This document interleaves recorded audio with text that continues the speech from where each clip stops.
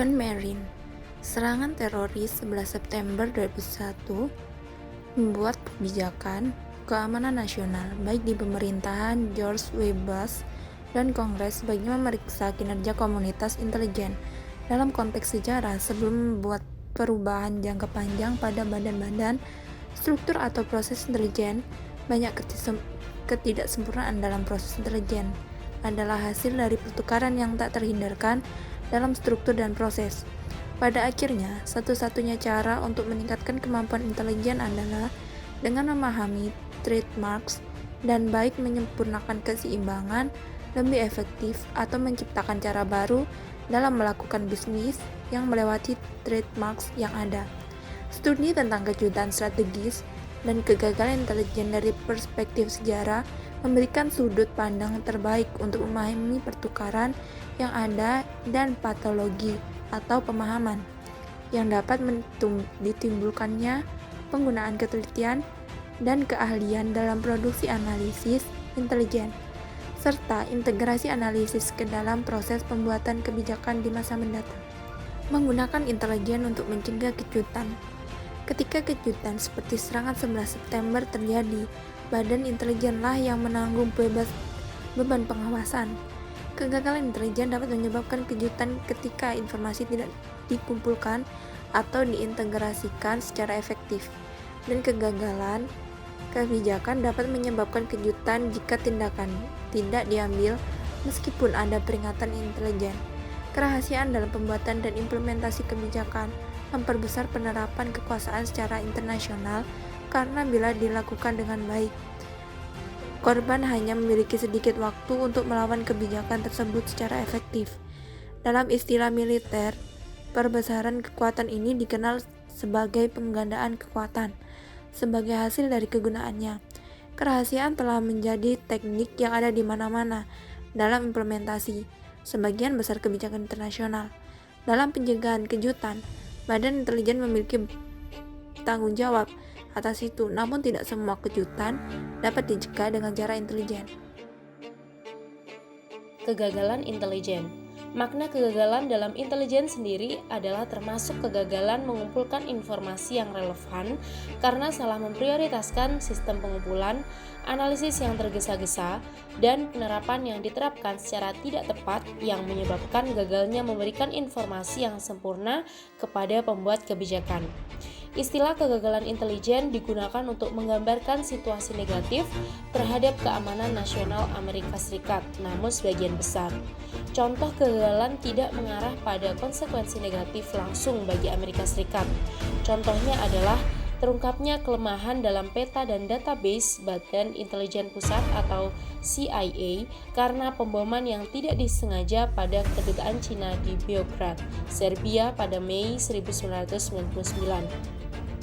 Pelajaran yang dapat diambil jika kegagalan intelijen terjadi ialah para pembuat kebijakan kedepannya bisa menyempurnakan dan mereformasi proses pengumpulan dan analisis intelijen kedepannya.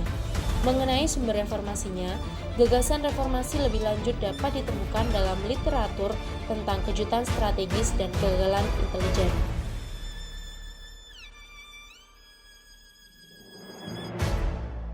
Menemukan wawasan dari strategis kejutan.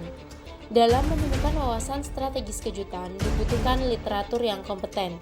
Literatur strategis kejutan, analisis serangan kejutan militer yang berhasil, dan upaya untuk mencegah kegagalan intelijen. Pengembangan literatur ini setelah Perang Dunia II bertepatan dengan pembentukan kemampuan intelijen Amerika Serikat yang dilembagakan dan berasal dari keinginan untuk meningkatkan fungsi peringatan intelijen dan mencegah kejadian Pearl Harbor di masa depan.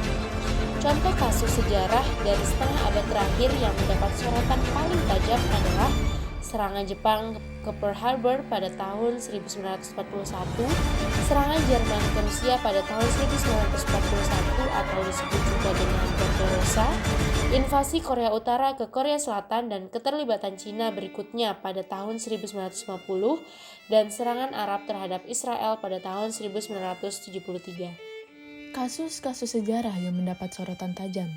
Yang pertama ialah serangan Pearl Harbor. Pada tanggal 7 Desember 1941, Serangan kejutan Jepang di Pearl Harbor mengejutkan Amerika Serikat. Analisis Roberta Wosteter 1962 berpendapat bahwa serangan tersebut merupakan sebuah peringatan dan keputusan yang mungkin merupakan entry tunggal yang paling menonjol dalam literatur kejutan strategis. Kejutan Pearl Harbor terjadi bukan karena kurangnya data intelijen yang relevan, tetapi karena kesalahan persepsi dari informasi yang tersedia. Hostetter membuat terobosan baru dengan memperkenalkan studi kecerdasan dengan konsep sinyal untuk kebisingan yang awalnya dikembangkan dalam sekolah teori informasi. Konsep membedakan data yang relevan dari yang tidak relevan untuk menyoroti berbagai utilitas bit informasi dan memprioritaskan data dan menilai cara menyaringnya. Yang berikutnya merupakan serangan Barbarossa, yaitu serangan mendadak Jerman ke Uni Soviet pada tahun 1941 yang dikenal sebagai Operasi Barbarossa. Penggunaan penipuan oleh Jerman berkontribusi pada kegagalan Rusia untuk mempersiapkan diri.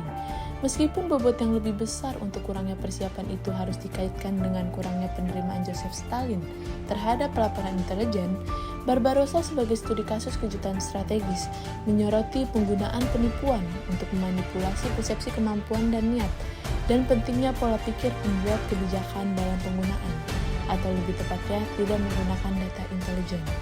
Korea.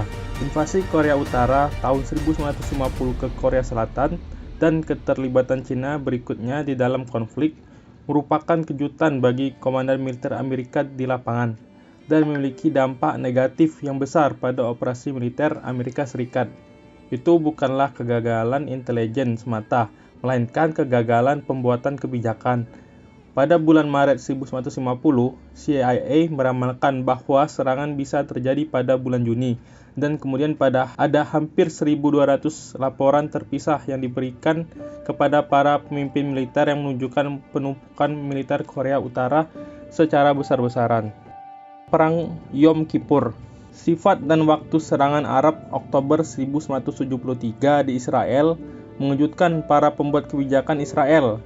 Menurut studi kasus Avi Shlaim, intelijen Israel mengetahui apa yang terjadi sehubungan dengan pengerahan militer Arab, tetapi menafsirkan jadi apa dalam tanda kutip secara tidak benar sebagai bukti langkah defensif di Suriah dan latihan multidivisi di Mesir.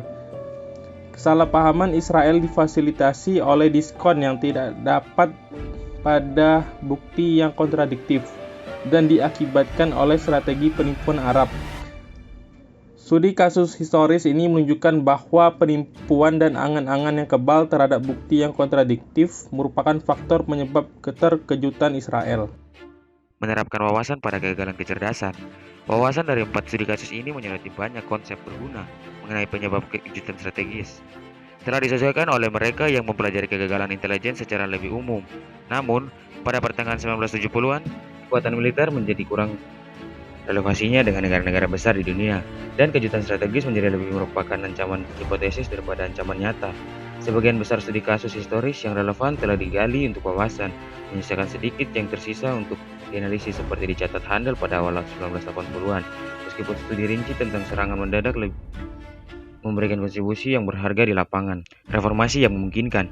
Reformasi memungkinkan tantangan yang dihadapi manajer komunitas intelijen saat ini dan di masa depan akan meminimalkan terjadinya dampak kegagalan analitis sambil memaksimalkan dampak positif pada pembuatan kebijakan informasi dan analisis intelijen. Hal ini membutuhkan 2 cabang pendekatan, yaitu 1. Keahlian perdagangan yang lebih ketat untuk meminimalkan analisis yang salah atau tidak lengkap. 2. Layanan pelanggan yang lebih baik. Pendekatan ini pada akhirnya memerlukan banyak reformasi proses intelijen untuk meningkatkan keluaran lembaga intelijen. Penghapusan hambatan untuk informasi yang akurat. Pemerintah asing telah menggunakan metode ini untuk menyembunyikan aktivitas mereka dari pengamat yang tertarik di masa lalu, seperti halnya Jerman pada tahun 1941, negara-negara Arab pada tahun 1973, dan India pada tahun 1998. Setiap metode pengumpulan intelijen dari kecerdasan manusia melalui kecerdasan sinyal dan kecerdasan citra yang rentan terhadap beberapa tingkat penyangkalan dan penipuan.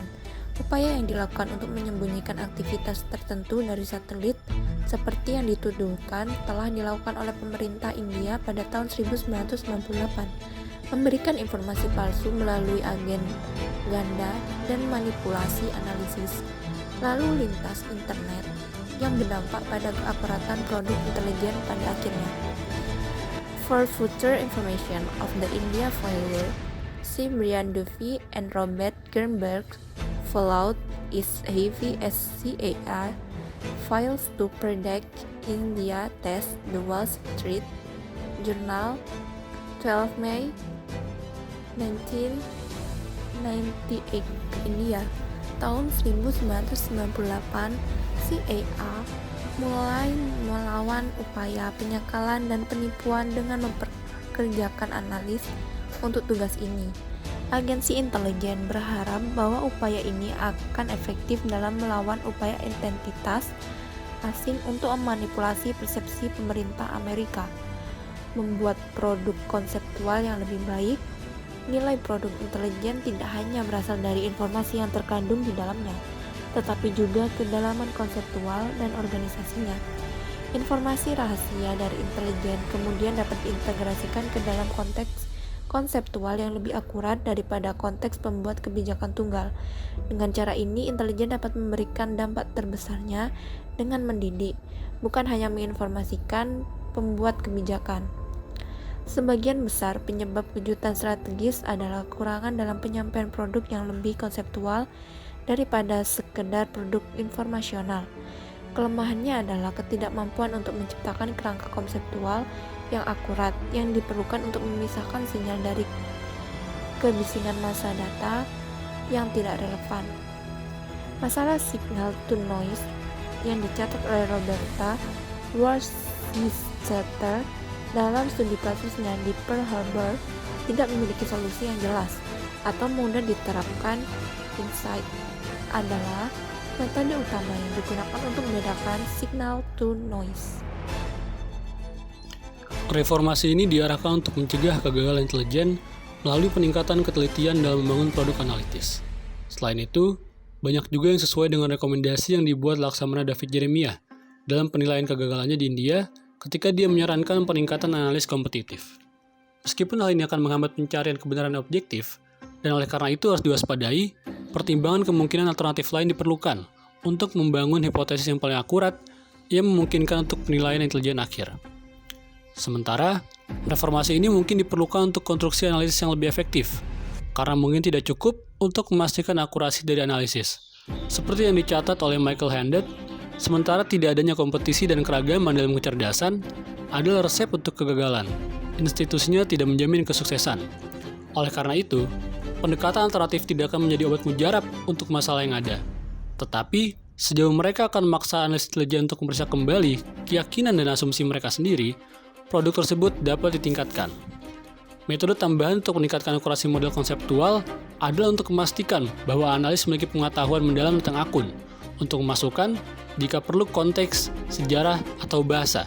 Oleh karena itu, keseimbangan keahlian substantif sejati yang dipadukan dengan analis yang baru, yang berwawasan luas, dan selalu ingin tahu, harus menyediakan energi yang diperlukan untuk mengungkap perubahan penting yang dikomunikasikan dengan keahlian untuk memahami pentingnya perubahan tersebut.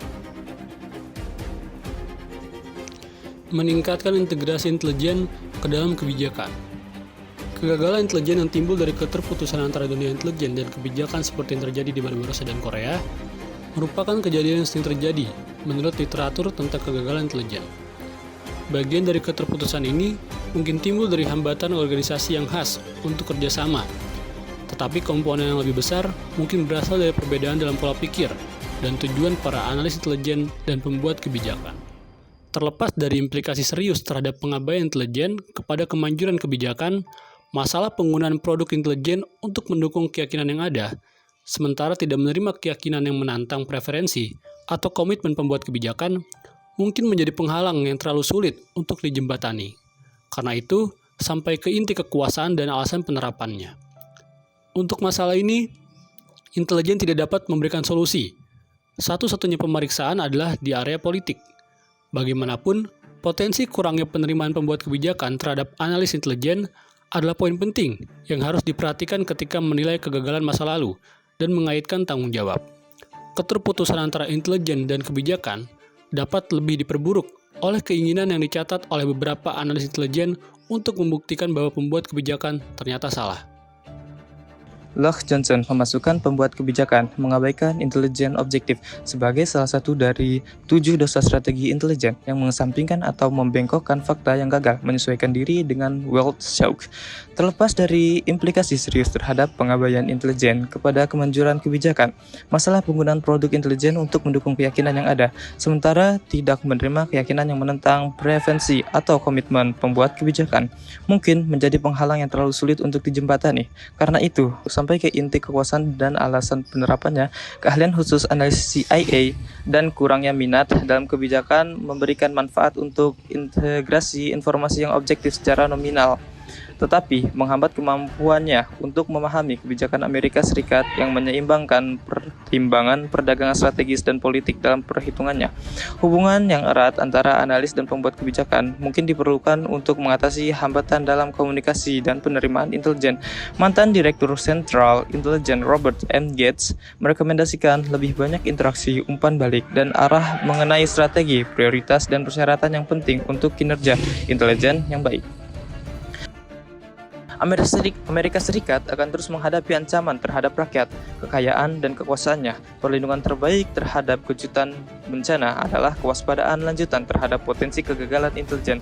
Sejak tahun 1998, CIA telah mendorong metode analis alternatif. Pada tahun 2000, ia memulai pelatihan di bidang perdagangan dan analis berorientasi pelanggan untuk semua analis baru di program analis karir 6 bulan Kent School. Program ini harus didorong dan digabungkan ke tingkat yang lebih tinggi dalam produksi analitik dan format produk baru. Mencegah kegagalan intelijen juga membutuhkan pemahaman yang lebih baik tentang proses analitik dan produk analitik. Implementasi reformasi yang diusulkan di sini mungkin sedikit meningkatkan produk. Jika format produk intelijen dapat disesuaikan untuk kemungkinan pemeriksaan yang adil terhadap sudut pandang alternatif, mungkin diskusi terbuka tentang dasar untuk jalur analitis yang berkuasa yang terkadang tidak akurat dapat difasilitasi. Identifikasi penyebab kegagalan masa lalu mengarah pada inti kebijaksanaan dalam bentuk modifikasi proses yang dapat membuat produk intelijen lebih bermanfaat. Kemampuan kecerdasan yang lebih efektif dan akurat mungkin masih rentan terhadap patologi kognitif dan institusional yang menyebabkan kegagalan, tetapi program yang sadar diri dan ketat berdasarkan pelajaran yang diperoleh dari literatur yang ada akan memperkuat produk intelijen.